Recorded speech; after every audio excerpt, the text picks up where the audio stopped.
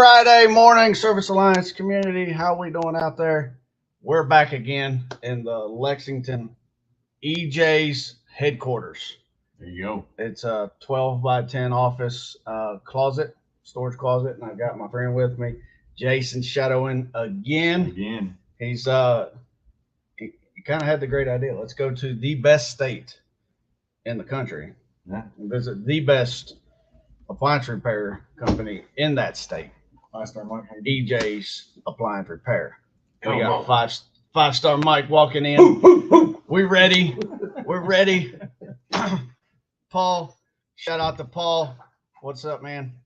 Went to bed Monday. Now it's Friday. What happened? Get a good one. We're going to make it a good one. Hey, we've been talking about had a sleepover. That sounds fun. Thank God it's Monday was the theme on Monday, but daggone it if we ain't thanking God it's Friday today. We're meant to work, right? So we enjoy what we do. We try to, right? Yep. So we also need a rest. God had a rest day, right? Yep. He worked hard for 6 days and he took a nap. Yeah. And he woke up and it was Monday. So time to do it again. Good morning, Jeremy. Shout out from the Overbooked Club. Doug says he don't like the club part of it, but he likes the club. He just don't like saying it. Mike found the donuts. Mike found the donuts. I looked up what was the best donuts in Lexington, and Spalding seemed to be the one that comes up. And it said whatever donut you show up with.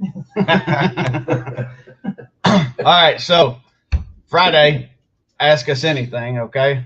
We got, bam, drop your questions in the chat. We got Jason here. He's electrical contract service business owner. What, 24 years or so? Yeah, gosh, I've been an electrician for 20, going on 25 years now, and we bought her parents out in 2009. So we've been part owners in it since 07.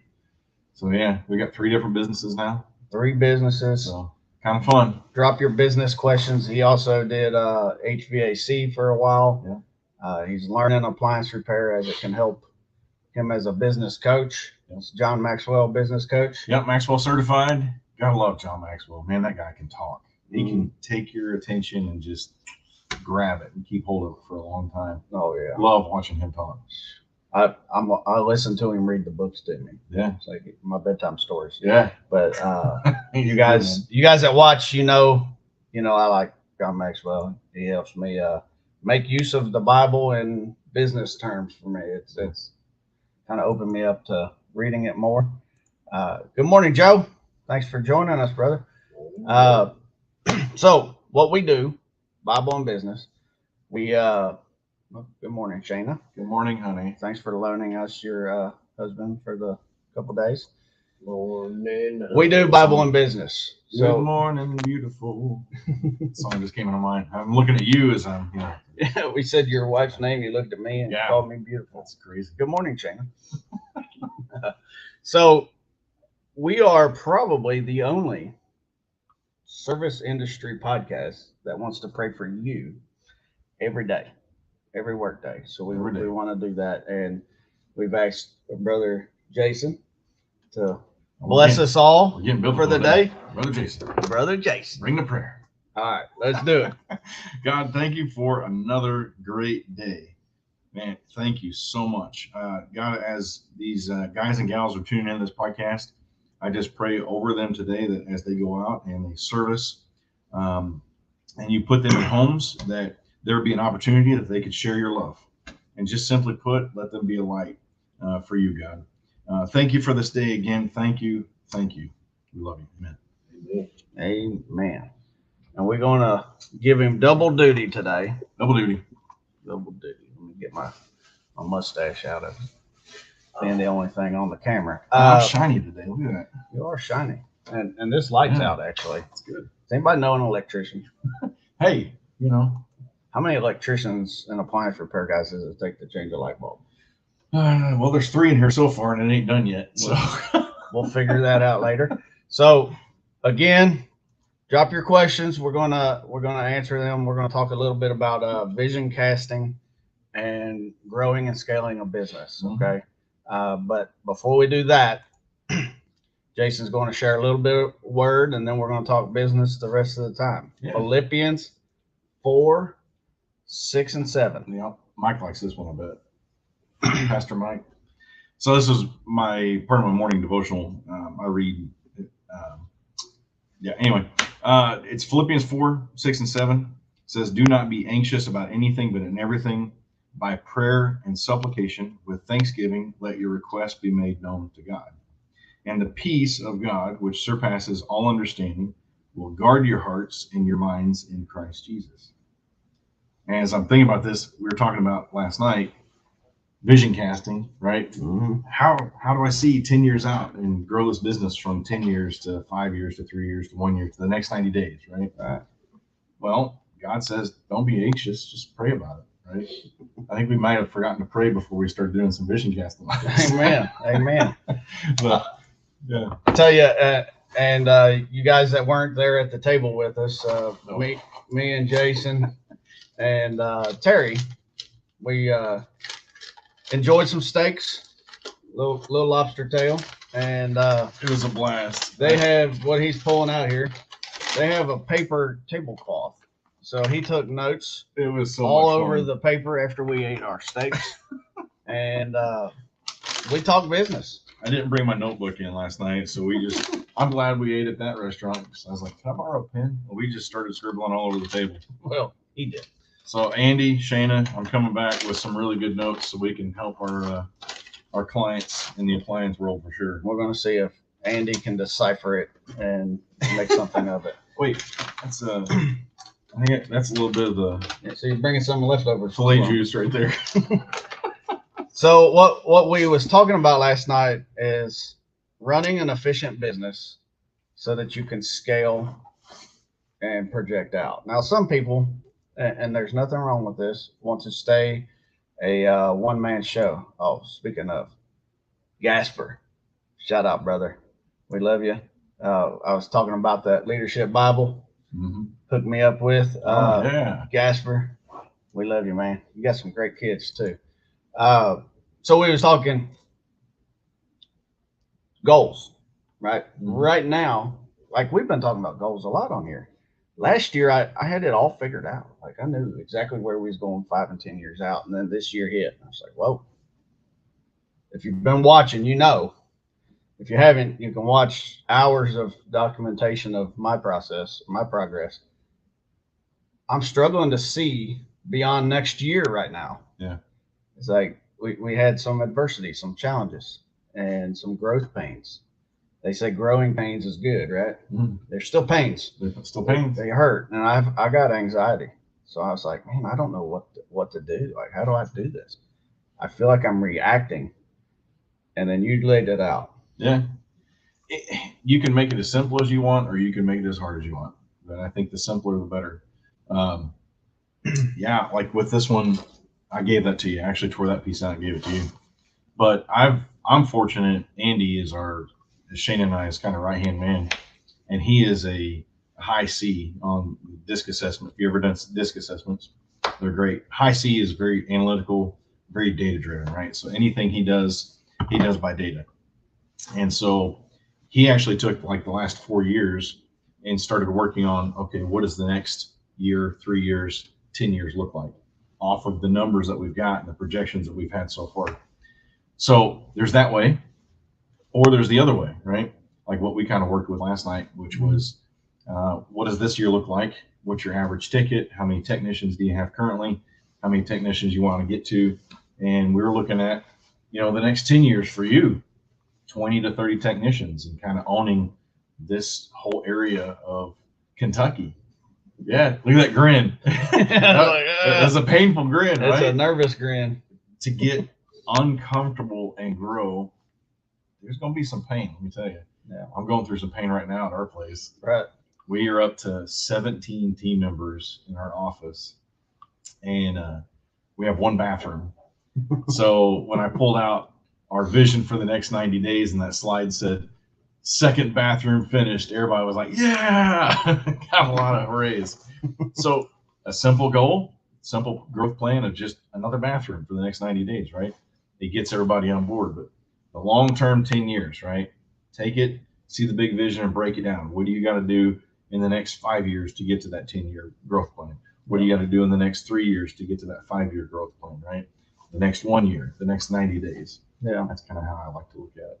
absolutely. So we scribble it down on paper. Now it's time to do the hard work and actually make it. What do I got to do in the next year for systems and process and procedures?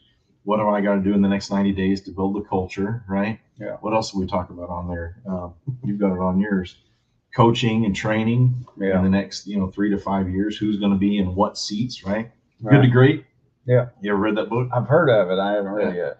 It's an audio book. Man, the audio book is long, but it's good, right? Getting the right people on the bus. Audiobooks. Once they get on the bus, get them in the right seat, right? Yeah. Good to Great. Yeah, I've heard Zach actually mentions that, the right seat on the bus. Andrew Grover. And here's the thing. I had a hard time, even as an owner, seeing 10 years down the road. Because when Andrew threw this big old goal of 100 million plus, 1,700 plus clients all over, I was like, I'm having a hard time seeing that, like you were. But it wasn't until, he took the C, the analytical data part, and gave it to my data analytical driven part, and I could see it on paper. It's like, okay, this makes sense. We could do this. Absolutely. It's realistic at that point, right? And shout out to Andy. Yeah. He's making it happen. Making it happen. Quick question, Kurt. Where the H is Miss Ford? Hey, she's alive and well. She's doing good. She's driving through some icy areas, and she's gonna take this week out. By the way, TK's out too, everybody. So TK is just busy today running store business. So we also thought 4 of us would be a little crowded. Stay tuned for the next one, Kurt. Miss Ward is not gone. She is very much still a active host in this podcast. Okay, so for me, one thing that hit me when I was at PSA, Dean Landers was leading a class about scaling, and it just happened to be like on my mind, and I talk about how God works in those mysterious ways, right? He mentioned there's visionaries. All right, you guys see my fingers. Visionaries, integrators. Turn the phone off. Mike loves it when I yell at him. And doers. Okay. Yeah. Morning, Bill. I got a little bit of visionary, How are you? Yeah. but it's hard for me to project out. Yeah. I can tell. I'm more of an integrator, I listen. kind of like Andrew.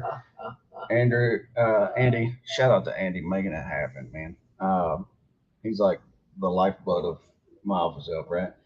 Makes it happen. You guys have your dreams. No, Yeah. He makes it happen. Yeah. Implement it. EOS. Yeah. So have you ever heard of the EOS? Yeah. There's a book out there called EOS. We are implementing EOS into our system. Visionaries, implementers. Yeah. Yeah. A lot of what you're talking about too. Yeah. So I can take a smaller vision and I can break it down into actionable tasks that I can do. And that's what we do in our mastermind groups. If you don't know, Service Alliance Group, we sponsor mastermind groups for all access members. And we match you up with other like-minded business owners and you build each other's businesses up together. What we focus on is like, we talk about a long-term goal, but we focus on the 1 year, quarterly, and weekly goals. Yeah. That's my zone.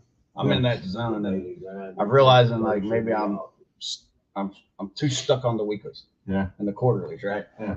But for me, it's like that 12-week year, that where it's like, if I break this 10-year down, I got, okay, here's what I'm looking at.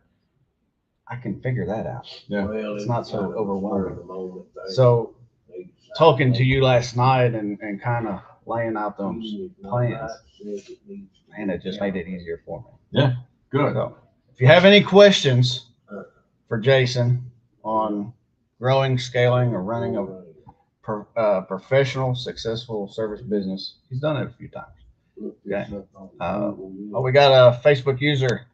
If you click the link on the top, giving StreamYard permission to use your name, we'll know who you are. But besides that, I'm currently trying to build my business. one man, no mentors, learning every day. Mhm. At the moment, I'm working a full time and running calls on off times. Built a great customer base, but when do I break away and go full time? I love that one. I've been there. I'm gonna let Jason answer it first. I was gonna say I'm interested to hear yours. I've been fortunate that I've been in this trade now for 25 years, and as an electrician, we're a third generation business. So I haven't been in your shoes exactly. I've seen a lot of people in those shoes. Yeah.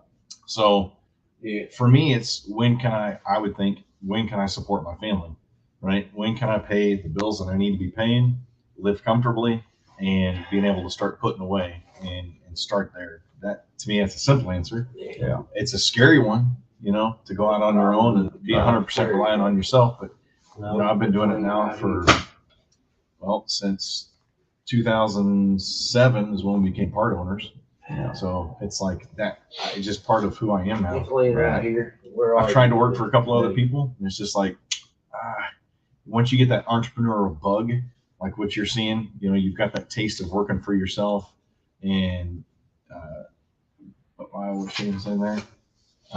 Shanna says, but by working two jobs, are you missing enough calls to fill your schedule? That's where I'm going to go, Shanna. Thanks for stealing it. Go for it. So I just went full time at the end of the previous year. So 2 years in now, full time. And I did about a year and a half, 2 years of part time in that exact situation. My schedule worked to where I had different days off throughout the week. And then 1 week a month, I had 7 days off. We'll get the ball. Yeah. So we can see the comments before they get posted, and he's already checking out the next one. So Profit First. Okay, read that book. That's a great book, Mike McCowitz. So it'll line out the finances side. Okay, and on that end, you're going to put money into an owner's pay and a profit account, right? Do that as a part-time and stack up a bankroll. One, you want to have your personal finances lined out, right? And a 6-month emergency fund. Check out Dave Ramsey for that. For the business, you want to do the same thing. Hey, what happens? I don't want to fall on my face. So you take the amount of money that you need to live on each week or each month. Okay, and then you take not what you're actually making right now, but what do you need to live on, and make sure you got 6 months worth lined out. Okay, and then it's call volume. And Shana mentioned here, you're missing some calls because you can't get there fast enough, or you're in the right time frame, or you can't answer the phone. Call my office help, and they'll help you with that. What are you missing? So the idea, Dave Ramsey says, get the boat a little closer to the dock before you jump off, right? Yeah. When you're trying to pull a boat into the dock and tie it off, you're going to jump from one side, right? You want to make sure you're close enough you can make it. So the idea is about like 60 to 70%. You got it close enough you can jump, and then trust that it's going to be there. Okay, and then you grow it. My employer made my decision for me. I thought, I'm going to quit in April. I'm going to have a little bit more money set up, and they decided I needed to leave in December, the previous December. So we just jumped, and it worked. But you may be missing, like Shane said, you may be missing enough calls to actually fill that and make up for the other amount that you're working for somebody else. Yes. Yeah. Right again, Shana. This is the same thing as when you're missing calls because you're running the call yourself. Yep. Me and him talked about it last night, and how it relates to my business, and how I made the decision to say, yeah, I want to hire my office help, or even a CSR if that's what you want to do. But with my office help, I get a bunch of people answering my phone that are already trained. Mm-hmm. There's no learning curve, and it's cheaper than paying one person. Yeah. So if way I look at things is, what's your average ticket number? And then how much is this going to cost? Yeah.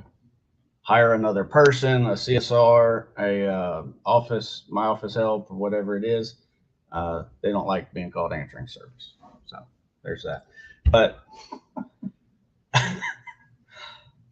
how many calls would you need to get to pay for that? Right? Yeah. And do you think you're going to get that if you opened it up? If you didn't have your full-time job, would you be able to fill in enough jobs to make up that difference? Yeah. If the CSR is going to answer enough phone calls that you're not to cover those calls, most likely yes, then do it. Yeah. We got Juan checking in from Southwest Florida. Thank you. Let's get to Paul. How do we talk the electrician to accept to not listen to their code when it comes to GFCI? Nuisance tripping. You're probably talking about putting a ground fault on a clothes washer or ground fault on a garbage disposal or sump pump or something like that. So, a lot of it comes, in my opinion, comes to the code inspector. Code inspector telling them you have to do it this way, and we can't get around it. So that's always a fun one. Oh man, it varies so much by place to place. Paul's a good one though. He's in the right space, but he likes to push some buttons sometimes. Likes to poke. He likes to poke, and it keeps it interesting. Yeah. Thanks, Paul. Juan has a question here. Joe. Yep. I was looking at Juan. One-man show here trying to get an apprentice. Can't find experienced technicians. Got a pretty good clientele in this little city trying to do better. Man, that's everywhere. I hear that question from so many people. So let me talk to you a minute, Joe. You said you're a one-man show trying to get an apprentice, but you're not finding any experienced. An apprentice, you don't need experience. Grow them. So Teach them. What we did, and it's worked for us. I don't know that it'll work for everybody. Find a good person that cares about people, can communicate effectively, be pleasant to be around, and if they just naturally know how to fix some stuff. Yeah. Wow, that sounds a lot like Terry. Sounds a lot like Terry. That's my unicorn. Yeah. He's not looking to move, by the way, but that's the kind. Yeah. And then teach them. Now, Terry didn't have any experience in the appliance world. He likes to tinker. I asked him, I said, so where'd you get your experience at? He goes, man, I'm a tinker. I love tinkering with stuff, and I love taking stuff apart and just figuring out what's wrong and fixing it, right? Is that Joe? Yeah. Did I tell Joe something? Yeah, come on, Joe. Mike's got something. 5-star Mike. Get your head down in here. Joe, listen, don't concentrate on finding somebody that knows everything. Find somebody like he described is a good person, can communicate with your customers. Because when you find someone who has all of this experience, not only do they have experience in what you want them to do, but they've already developed bad habits as well as good habits. If you pick someone who you can bring up under your wing and teach them, then you're going to teach them. They're going to learn how you want them to be, not how the last guy wanted them to be. Very important that you remember that. 100%. That's good. Amen. Now I'm going for coffee. Good morning, fellas. We got another one. Who breaks the tie, Jason or Shayna, on business decisions? Andy. That's Andy. Yeah. Andy does it. Andy breaks the tie. Well, we have a running joke. So I'm part of a motorcycle association, and Shayna's road name is 51%. She owns 51% of all businesses, right? Oh, so it's woman owned. Yeah, it's woman owned. But so there's always that joke going on. And it's Shayna. Yeah, but it's in this business, it's Andy. Andy's the tiebreaker. That's a fun one. Yeah. Juan, do you guys do dryer vent cleaning? How much do you charge? Boy, that's a whole other topic there. Yes, we do offer dryer vent cleaning. Our services are naturally $199. It replaces the service charge, and it includes cleaning the dryer. Now, there's other charges you can take one way or the other. Taking the dryer apart to clean inside, extra charge. I think we just answered that one. Yep. Gasper, EJ, how long were you working alone before you hired your first tech? Good question, Gasper. So I started my business officially in May of 2019, and I hired Terry. Was it? It's been a year now. 21, September of 21. So if you do the math there, about 2 years, 2+ years. And then I hired the next one 3 months later, 5-star Mike. Yeah. So that's what I did. Now, at that time when I hired him, I was full time on my own, 100%, no other job for 9 months. And you're beating yourself over the head, running calls. Oh, yeah. Day and night. I had already turned the phones over to my wife. Yeah. So that was the first big help. Mm-hmm. Let somebody else answer your phones. Somebody. We're techs. Okay? Yeah. We're not CSRs. I know the questions I want to ask, but I don't have the phone etiquette. Like I can't do it all day. I don't have that. Mm. Yeah. It's different. So I can handle a bad customer, but I can't handle it all day long. So do what you do best and let somebody else do the rest. That sounds really familiar. Right, Shayna? So Joe, thanks for joining. TK, let someone else answer the phones, people. Amen. Many years. Yeah, TK went to another level when he got his CSR, and he got himself a winner. How many calls running solo? I'll tell you, I like the 6 number. I can do more, I can do less. Basic calls, I stick around 6. Now, when I made that decision, I was doing more like 8, and I was losing calls because I couldn't get there fast enough, and I was just flat exhausted. I did that for about 6 months, in a bad spot, and then I made the move because I'm stubborn, just like most of us out there. I didn't want to give it up, and I didn't want to trust that somebody else can do it like me. But remember too, when you hire somebody that's not experienced, you're going to have some time where you got to pay them to not make you money. Yeah. So one way I did that was I put them on installs.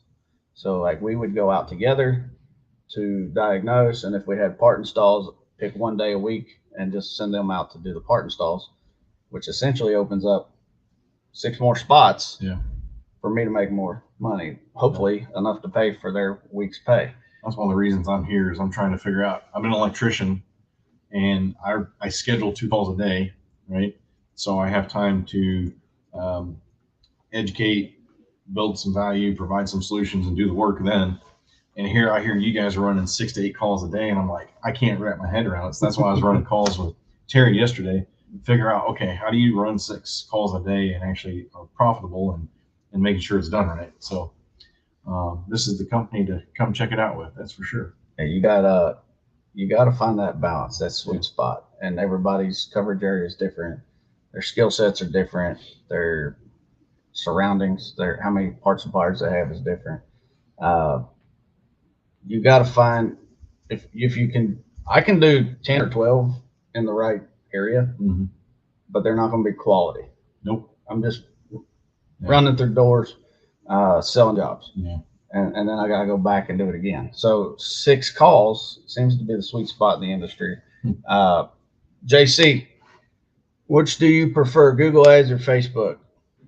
I'd say 95% Google Ads. Facebook is just, for me, it's been more brand recognition. Yeah. Just putting your brand in their face. I don't really do the ads anymore, but 1 to 3 posts a week that add value and aren't spam. That's where it's at. Shout out to Jenny Seeley for dominating the market on that. Check out Cavalry Appliance. I stuttered because I thought it was Calvary. Yeah. Like on the hill. Yeah. It's Cavalry. Cavalry. And you call in the Cavalry. Call in Cavalry. TK, that's exactly right. We was talking about the numbers for hiring CSR, hiring another tech. What are you losing Yeah. by not having this stuff? What are you losing by not getting a first trip complete? Yeah, that's a big one. You guys were hammering that a lot yesterday. First trip complete, most efficient, and most profitable. That's one of my notes I put down. Pre-trip questions and diagnostics, very important for appliance companies. Shayna, Andy, we got to be talking about that one. Shana will talk more if we need to. Joe wants 5-star Mike over here with him. 5-star Mike don't even like living in Lexington, but he has to because his wife, 6-star Dana, said if he wants to be with her, he has to stay here in Lexington. So Joe, find yourself a 5-star Mike. I'll keep mine, okay? All in love, bro. I don't know. Ask him what he's paying. What? You're breaking up. Hey, you got coffee. You got coffee. Kyle, thanks for joining us. We love seeing you back, man. Yeah. Jason would be cranky if he had to answer something. As I said yesterday, I'm not just the president. I'm also a client. The hair club. Oh, I lost at that one. I finally gave in and said, forget it. I look better mold. Gasper, he's not running calls today. Setting up house call. There you go. My office help as soon as I'm set up. Sweet. Hey, you're not making money today, but you are making more opportunities to make more money Working on in the business. future. He's making money today. You just ain't holding it. Yeah, you ain't got it. You ain't getting it today, but you're making it today, brother. Hey, you're making a good decision. How did you train and pay your hires? Why don't you talk for a minute? Let me catch my breath. Sure. All right. So, how do you train your hires? A lot of what I do in the electrical world is on the job training. I mean, I went to school myself, but I learned most from on the job. I learned from my father-in-law and just the trades. I mean, I still, even today, I do ongoing education classes to get credits and everything, but to keep my license going. But pay your hires. So this last guy I hired, it was actually working out really cool. You're working on, I hate using the word commission type of pay, but a piece pay, a part of it. I don't know how to really coin that right, and it sounded great, but this last guy, as I was interviewing him, he kept telling me about the last job he worked. He would have to work 40, 50, 60 hours to make his bills, right? And it's like he was killing himself working. It's like, okay, so how much do you need? And he says, well, really, if I could make X amount per hour, I could be comfortable and I could put a little bit back. I said, well, how about I just pay you X amount per day? And it was more than what he even asked for. I said, whether we work 2 hours or 8 hours in a day, I'll just pay you this much per day. Because I know that I could budget that in my billable hour, or I could budget that in each of the jobs that I had to do. And it was a beautiful way to pay. It was just per day. Salary. Yeah, it's a salary in a way, but there's other ways, a commission type of pay, a percentage of, and you really got to know your numbers well to start getting into those percentage pay type of stuff. For me, I don't want to pay anybody more than 20 to 22%. 22% is a lot. So if I have a technician, service expert going out on a job, and he collects $100, say, I don't want to pay him no more than $20 in direct pay for that job. So it's 20%, right? That's my direct labor percentage. I don't want to pay no more than. So if he's got him and a helper, okay, how do you figure that out? I've got another guy that I work with that any helpers that he has with him, that technician, the service expert's got to figure out how he's paying his helper, right? Yeah. So, but legally, he has to pay him a base pay. So there's a whole lot of stuff that goes in on the legal side of it that you really need somebody to talk with. HR guy. Shana can help. Shana put HR guy's name in the post, or look up HR guy on Facebook. But he is really good at human resources, and he's even got a heck of a commission piece pay type of thing set up. So there's all kinds of different ways. You just got to figure out what's best for you. Yeah, Shatonis, Ian is his name. HR guy. Look up HR guy. So long answer to a short question. On the appliance side, now that I've caught my breath, still answering this question. train and pay your hire. So training, ride-alongs, you can supplement with some in-person training. You can take some scrap appliances and fix them on an off time or something. You can do online Master Samurai training. Uh, yeah. So on the paying, I pay an hourly wage for the training period. Mhm. Okay, you make X number per hour, X number per day. It's a salary. That's it. Now that when we go to commission, we go to you still have your base pay. It's a daily rate, but you get a percentage of service charge and labor as your commission. Whichever number is higher at the end of the pay week, that's what you get paid. So a lot of guys will be passing their salary number on Thursday and Friday. You take a day off, you get your base pay if it's a paid day off, or zero if it's not. Then hey, the base pay is set up, in my opinion, the way I say it is, I want you to be hungry. I don't want you to starve. Right? Yeah. The example with that other guy. Yeah. What do you need? I want the base to be a little more than what you need. Yeah. But I still want you to want to get up and go to work and try hard and do well. So that helps them buy into the efficiencies. Yeah. Paul says tattoo artists often have guest spots where they will travel to other shops and tattoo around the country. I mean, ride-alongs, I guess. Yeah. Maybe.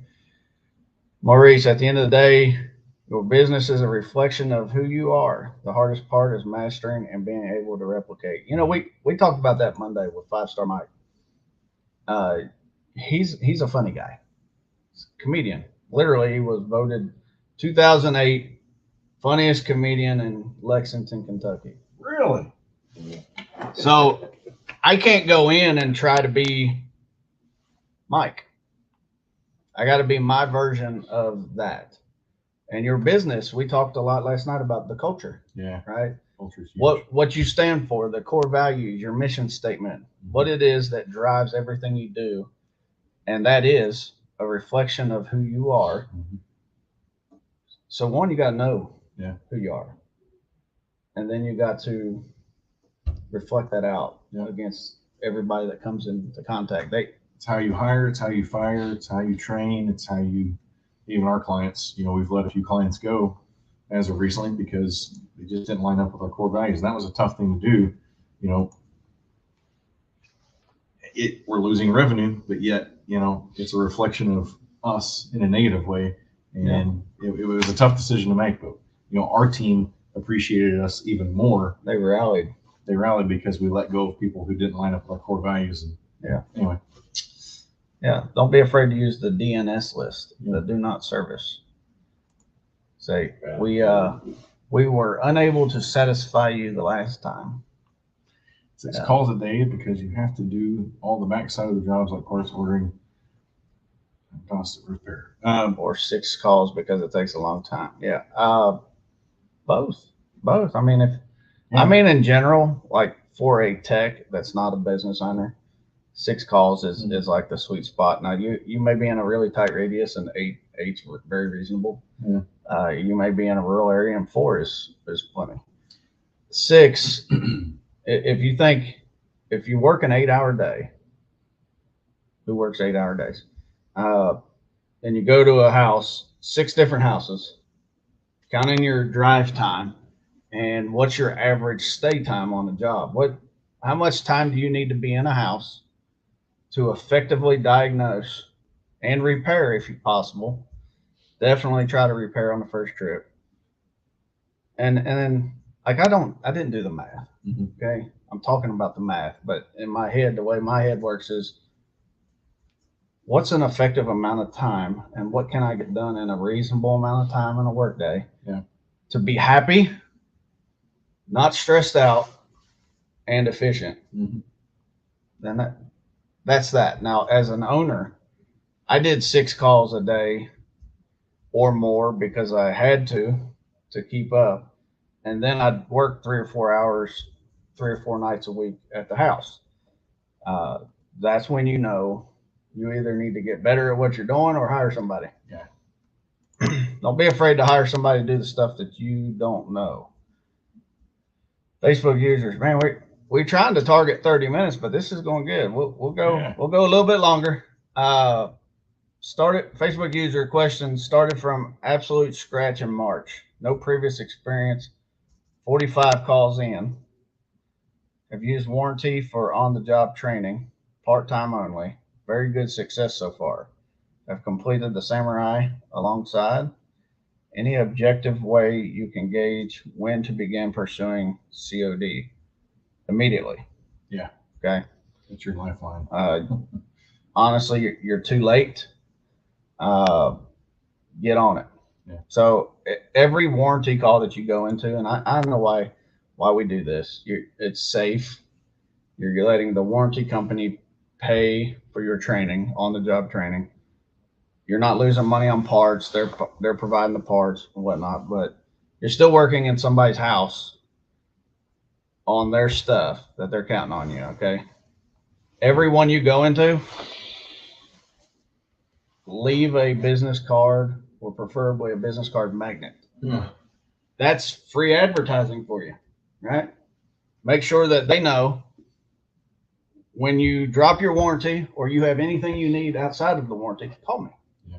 I got you. So start building that. Get you a Facebook page.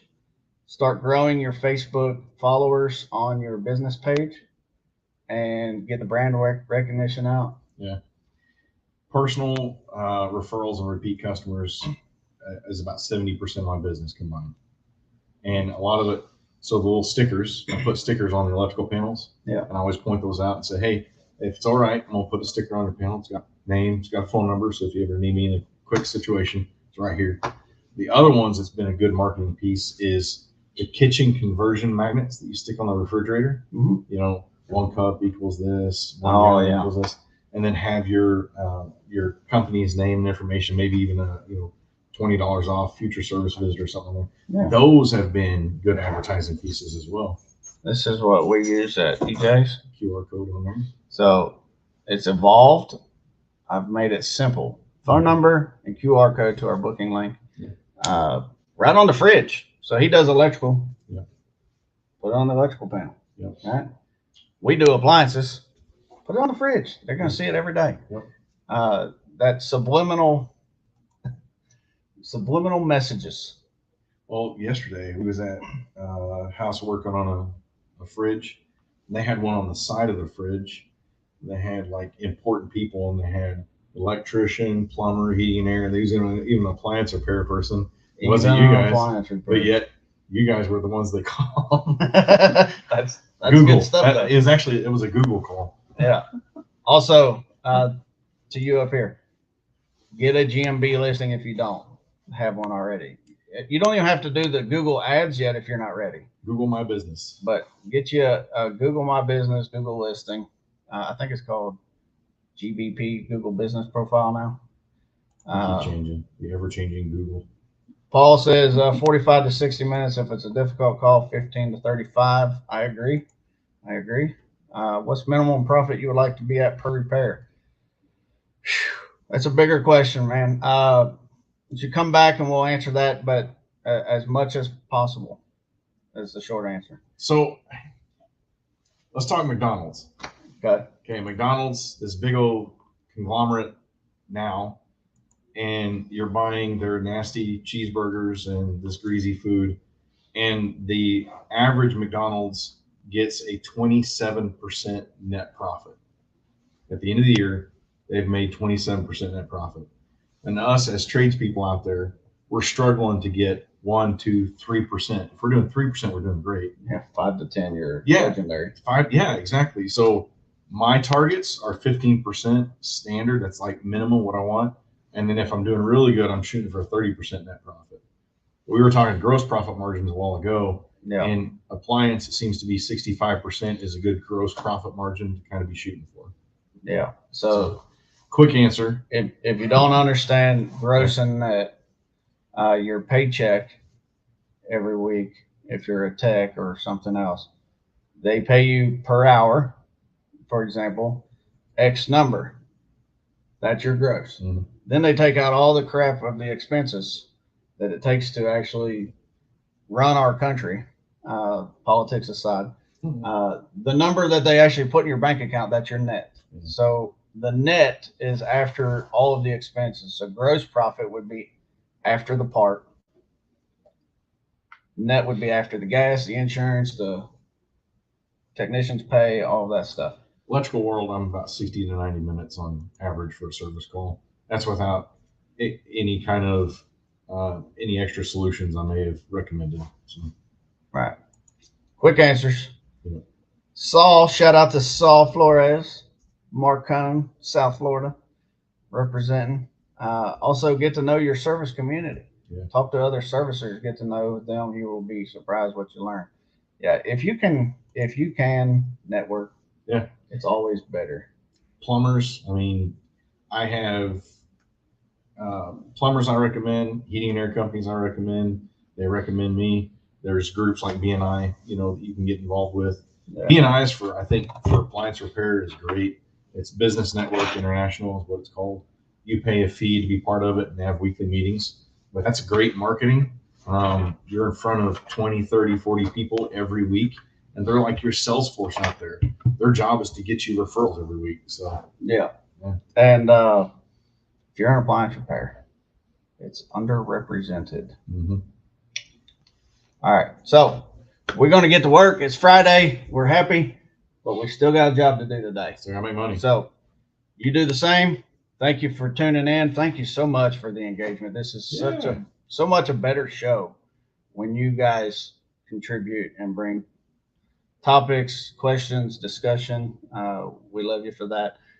Go out and win your Friday. And enjoy your weekend. Come back ready to work on Monday. Thank God it's Monday, okay? Be safe. We'll see you next time.